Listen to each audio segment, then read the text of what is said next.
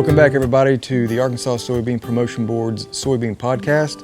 Today I'm with Dr. Jason Kelley, Extension Agronomist, and his funded project this year is called Developing Profitable Irrigated Rotational Cropping Systems for Arkansas. The premise of this project, if you think back 20 or 30 years ago, we used to have a lot of wheat double crop soybeans, and that was kind of our standard unless we were planting rice or cotton. But you know, in that 20 or 30 years, a lot of things have changed for soybeans. So we're predominantly trying to plant soybeans as early as we can. And we went from the transition of having 1 million acres of wheat to very little wheat right now. So a lot of those acres, instead of double crop soybeans, are now April planted soybeans. So we really needed to have some information that to verify, you know, is that the right thing to do?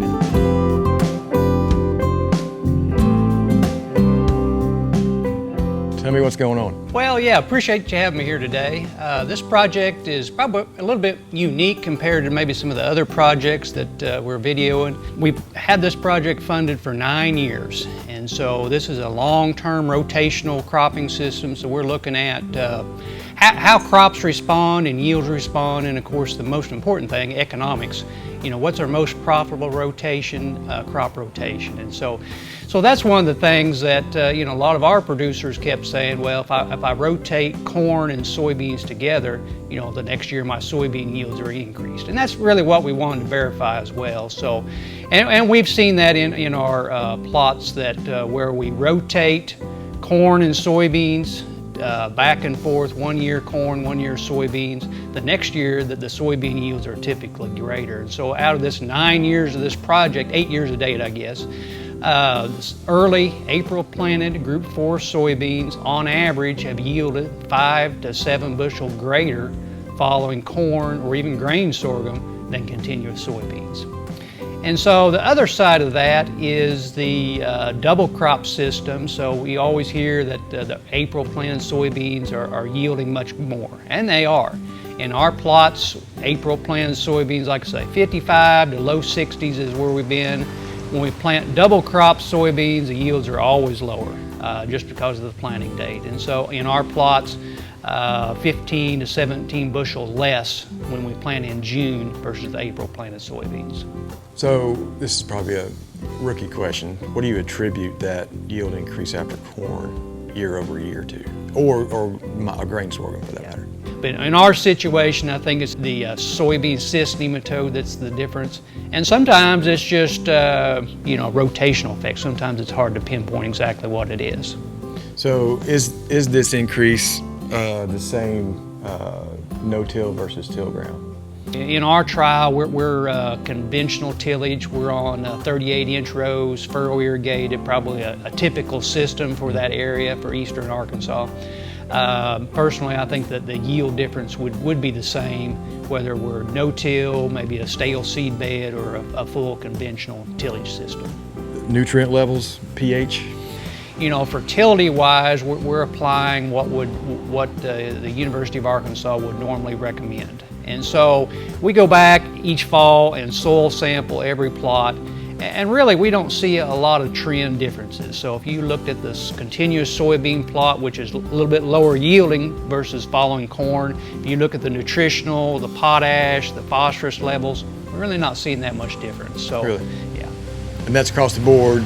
Different soil conditions from sandy loam to buckshot to whatever? Well, yeah, you know, in this one trial that we're doing in Marianne, it's a fairly uniform, it's a silt loam soil. Mm-hmm. But yeah, I would say that, you know, if you had some lighter ground, some heavy buckshot, I would think you would see the same general trend, that you're not changing the fertility levels greatly.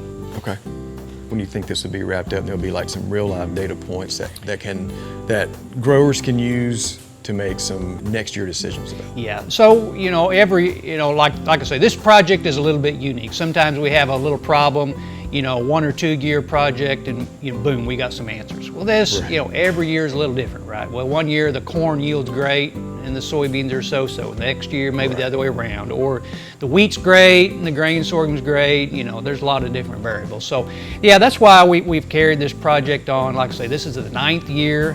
We are going to wrap it up this fall. So we've got enough data now. We feel comfortable that long-term, this is on average, you know, these type of responses. So we're getting that, like I say, 5 to 7 bushel increase when we follow corn or grain sorghum.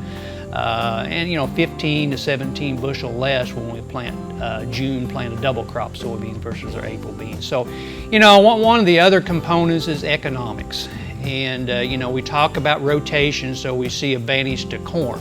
You know, if we plant soybeans the next year, well, that's great if corn prices are $5 or $6. You can afford to do it. Yeah, right? You can afford to do it. Yeah.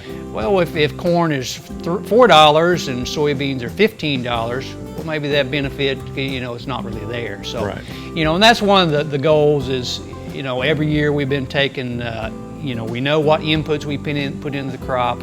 We know what the yield was. You know, we've got all these different combinations. So as we go along, we've been taking economics.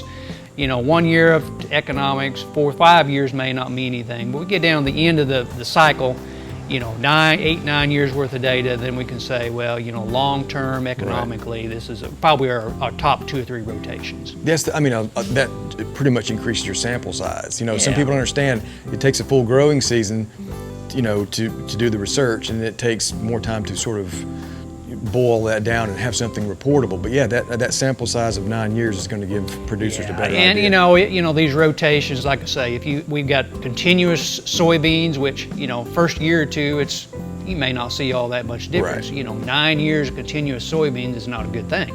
You know, we would think we've got some plots that have been continuous corn for 9 years. We really don't want to do that as a producer either, but we've got it.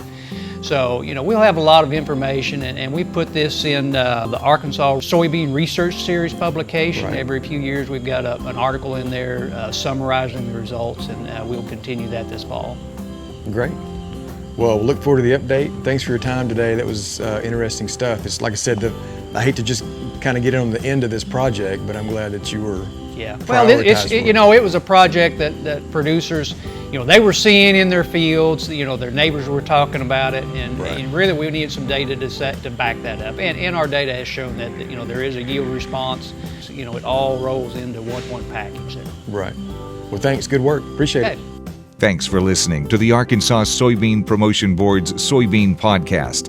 We hope you'll follow us on Twitter at Arkansas Soybean, and even more resources at themiraclebean.com.